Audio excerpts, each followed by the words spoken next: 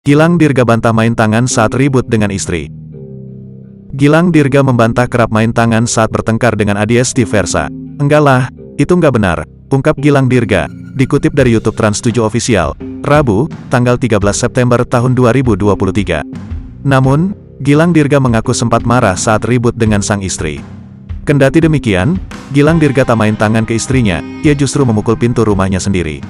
Kalau mukul pintu sih pernah sekali, terus sakit tangan gue, akhirnya nggak mau lagi, ujarnya. Kemudian, sang istri, Adiesti Versa mengatakan bahwa saat itu pintu rumahnya ketahuan sedang rusak.